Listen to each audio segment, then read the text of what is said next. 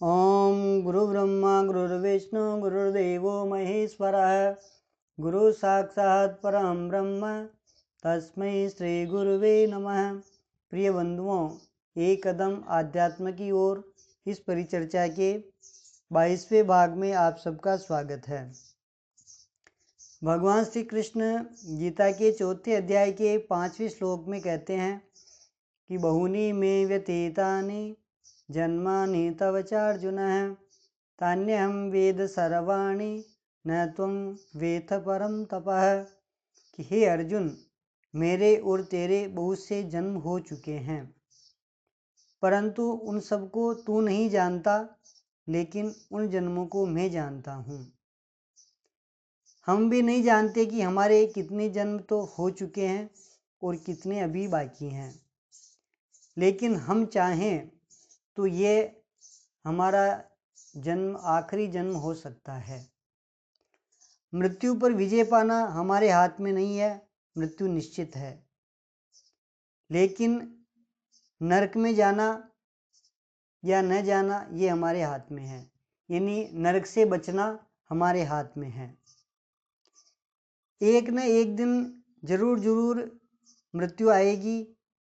या तो आप लोग कभी मेरी मृत्यु के समाचार सुनोगे, या मैं कभी आप लोगों में से किसी की मृत्यु के समाचार सुनूंगा। ये निश्चित है, चाहे हमें सुनकर कितना ही बुरा लगा हो या लगे, लेकिन ये निश्चित है। मृत्यु से डरे नहीं, उसकी तैयारी करें।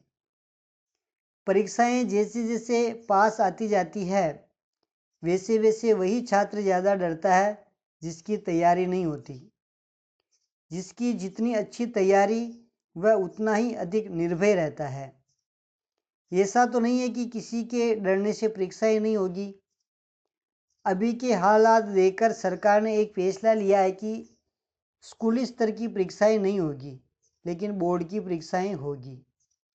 क्योंकि स्कूली परीक्षाएं विद्यालय स्तर पर होती है, उनका आगे चलकर इतना महत्व नहीं होता।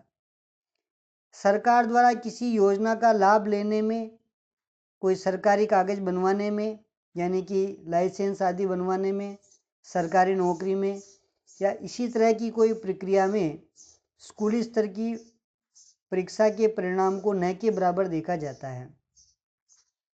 हर स्तर पर वही अंक तालिका देखी या मांगी जाती है जो सरकार द्वारा निर्धारित बोर्ड या यूनिवर्सिटी से हमें प्राप्त हुई हो।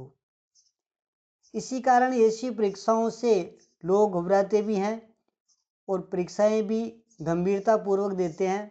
उसकी तैयारी में भी काफ़ी समय पहले से ही लग जाते हैं। आध्यात्म में भी एक भक्त मृत्यु रूपी सरकारी या परमात्मा की परीक्षा देने में तैयारी करता रहता है। वह मृत्यु को हमेशा याद रखता है, या उसे मृत्यु को याद रखना चाहिए। परमात्मा की परीक्षा में प्रश्न आते हैं हमारे कर्मों के विषय में। प्रश्न होते हैं, तूने ऐसा क्यों किया और ऐसा क्यों नहीं किया। अर्थात वहाँ पर हमें हमारे कर्मों का हिसाब देना होता है। हमारे किसी कर्म अकर्म को इस संसार रूपी स्कूली स्तर पर तो हमें माफ़ी मिल भी सकती है, लेकिन परमात्मा के वहाँ माफ़ी जैसा कोई प्रावधान नहीं है। कर्म, विकर्म और अकर्म, हर प्रकार के कर्मों का हिसाब देना पड़ता है। याद रखना, जहाँ भी शब्द पढ़ता या पढ़ेगा आता है, वहाँ हम मजबूर, लाचार और बेबस हो जाते हैं और दुख भी बहुत होता है। जैसे हमें हमारा मकान, दुकान, जमीन जायदाद सब कुछ छोड़ना पड़ेगा, ये संसार छोड़ना पड़ेगा, ये शरीर छोड़ना पड़ेगा।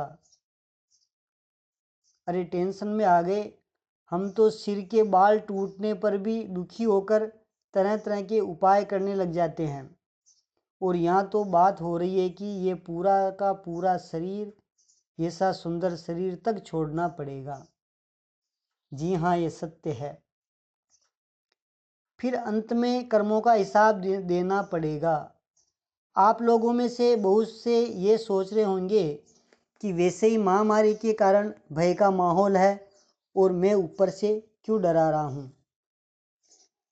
पहली बात तो यह है कि मैं आप लोगों को डरा नहीं रहा हूँ, परीक्षा की सूचना दे रहा हूँ ताकि तैयारी कर सको। इस समय आप परीक्षा तैयारी की छुट्टियों पर चल रहे हो। यह समय बहुत ही भाग्य से मिला है, हालांकि दुर्भाग्य है, लेकिन इसको आप अगर आध्यात्म में लेवे तो एक ये भाग्य से मिला है। अपनी परीक्षा तैयारी के लिए ये समय बहुत अच्छा है, वरना तो आप लाख कोशिश करके भी घर पर टिक नहीं सकते थे कामकाज के कारण। अब काम का बहाना मिट गया तो राम में लग जाओ ना।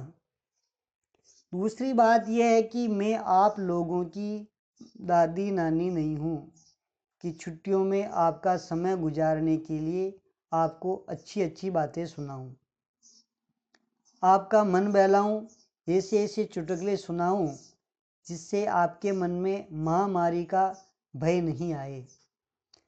अगर कोई मेरे से ऐसी उम्मीद रख रहा हो तो वह 100% गलत है। उसने अपने मोबाइल में गलत नंबर सेव कर लिए हैं। कृपया मेरे नंबरों को तुरंत हटा दें, क्योंकि मुझे आपका मनोरंजन करके कुछ आप लोगों से पाने की चाह बिल्कुल भी नहीं है। चलिए चलता हूँ अपने विषय पर। गीता के 4थे अध्याय के 17वें श्लोक में भगवान श्री कृष्ण कहते हैं कि हे अर्जुन, कर्म का स्वरूप भी जानना चाहिए, अकर्म का स्वरूप भी जानना चाहिए और निषिद्ध कर्म का स्वरूप भी जानना चाहिए, क्योंकि कर्म की गति गहन है। गहना कर्मणो गति, कर्म की गति गहन है। ये बात भगवान स्वयं कह रहे हैं। इस बात को हल्के में मत लो, क्योंकि ऐसा मैं नहीं कह रहा हूँ, भगवान स्वयं कह रहे हैं, साक्षात परब्रह्म। माँ बाप या और कोई माफ़ कर सकते हैं, लेकिन कर्म माफ़ नहीं करते, चाहे वह आत्मा हो यानी जीव हो, महात्मा हो या फिर परमात्मा ही क्यों न हो। अपने भक्त के अनुसार अगर भगवान ने भी गलती की है तो उनके भक्तों ने भगवान तक को भी श्राप दिया है और भगवान ने भी अपने भक्तों का वह श्राप स्वीकार किया है। ऐसी कई कथाएं पुराणों में हमने पढ़ी या सुनी होगी। संत महापुरुष बताते हैं कि जब हम अपनी माँ के पेट में होते हैं तो प्रार्थना करते हैं कि हे प्रभु, मुझे किसी तरह से भी इस जेल से मुक्त कर दो, मैं आपको हमेशा याद रखता हुआ कर्म करूँगा, आपका भजन करूँगा। इस प्रसंग पर कबीरदास जी का ये दोहा उल्लेखनीय है कि कबीरा वो दिन याद कर जब ऊपर पैर नीचे था शीस, इस जगत में आए के तू भूल गयो जगदीश। अब अगर हम जगदीश को भूल गए तो पता नहीं कौन से जानवर के पेट रूपी जेल में जाना पड़ेगा। जैसा कि मैंने पहले भी चर्चा की थी कि मनुष्य जन्म सीढ़ी का वह पायदान है जिसके आगे वह छत आ जाएगी जिस पर जाना मानव का लक्ष्य होता है, यानी परमात्मा तक हम पहुंचने ही वाले हैं। घर वापसी होने ही वाली है। मृत्यु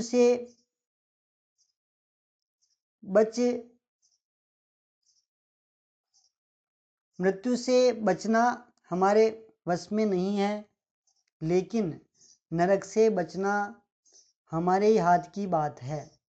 अगर चूक गए तो वापस सीढ़ी के पहले पायदान पर जा पहुंचेंगे और इतनी लंबी यात्रा फिर करनी पड़ेगी, और ये पड़ेगी शब्द हमें फिर दुख देगा। अपनी इस बात को हम एक उदाहरण द्वारा समझें। एक बार 4 दोस्त थे। चारों किसी बहुत बड़े शहर में घूमने गए। उस शहर की एक मशहूर होटल में कमरा किराए पर लेने के लिए चारों गए। चारों को होटल बहुत ही पसंद आई। जैसी जगह वे चारों दोस्त चाहते थे वैसी जगह पर वह होटल थी। सब कुछ उनका मनचाहा लग रहा था। होटल का गार्डन, होटल के पीछे झील, पहाड़ियाँ, सब कुछ वैसा ही था जैसा उन्होंने सोच रखा था। चारों ने ये सब देखकर अपना मन बना लिया कि कुछ भी हो ठहरना इसी होटल में है। होटल के अंदर प्रविष्ट हुए तो होटल के मैनेजर से कमरे की मांग रखी। मैनेजर ने कहा रूम तो मिल जाएगा और वह भी आप लोगों का सौभाग्य है कि आप लोगों को पता न हो तो जानकारी के लिए बता दूं कि ये होटल 100 मंजिला है और इसकी आखिरी मंजिल पर एक कमरा खाली है। इसमें प्लस पॉइंट तो ये होगा कि आप लोग इसकी छत पर रात के समय जा सकेंगे।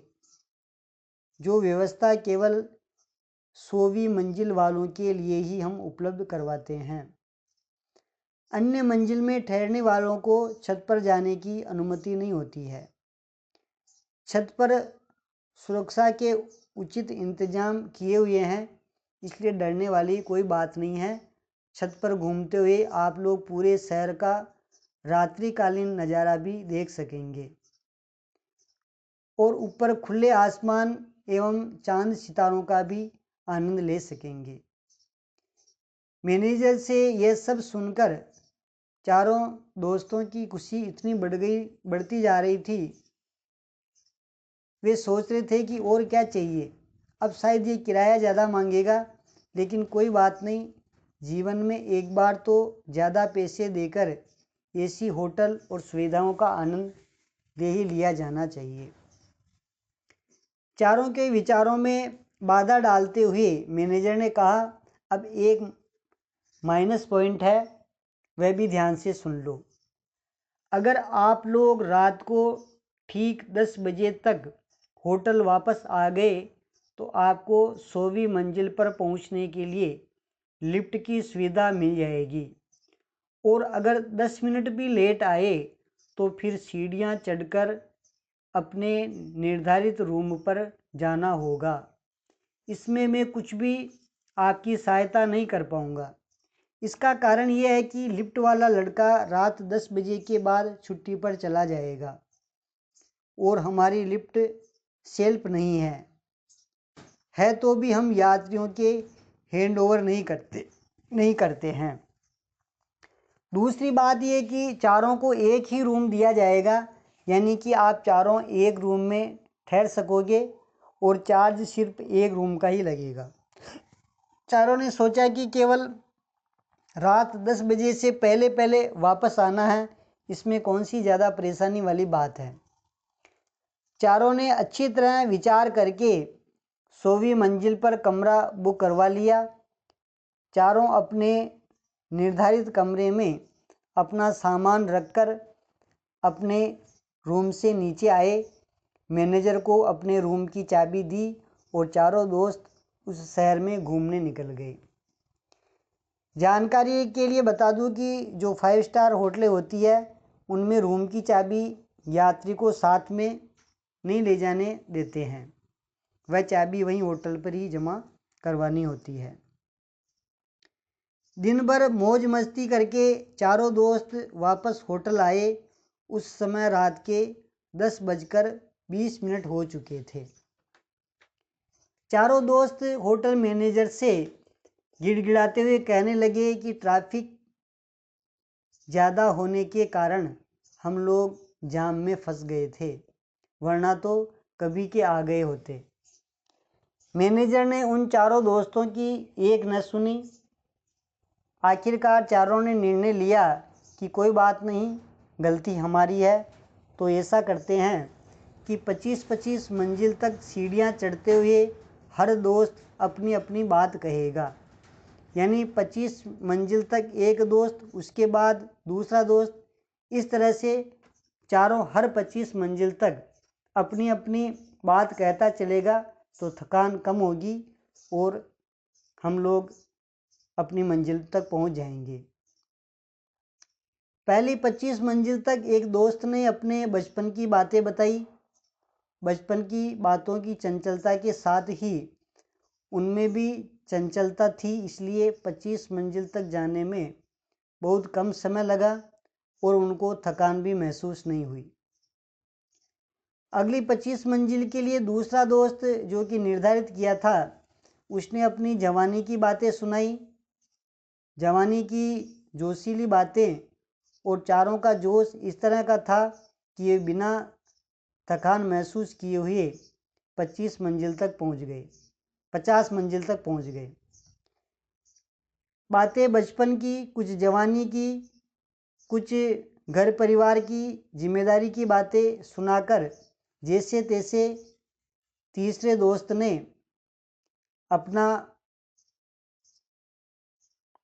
अपनी बातें कहते हुए 75 मंजिल तक चारों को पहुंचा दिया। यानी 50 से 75 के बीच में तीसरे दोस्त ने अपनी मिली जुली बातें बताई, कभी बचपन की, कभी जवानी की, कभी अपने अनुभवों की। इस प्रकार से वो 75 मंजिल तक पहुंच गए।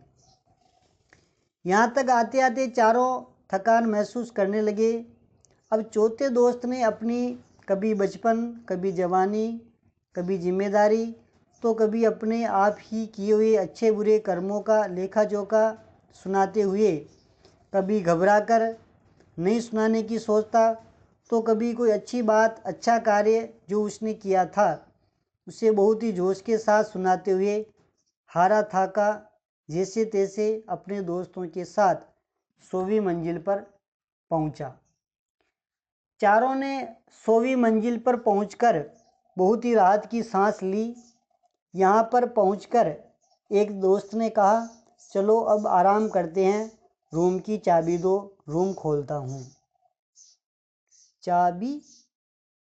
इन तीनों दोस्त चाबी शब्द को इस तरह से बोले जैसे चाबी शब्द को चबा रहे हों।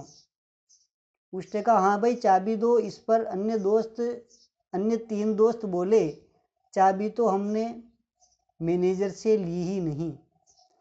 चारों चाहकर भी एक दूसरे को कुछ भला बुरा कह नहीं सके और चारों दोस्त अपना अपना सिर पकड़कर वहीं बैठ गए।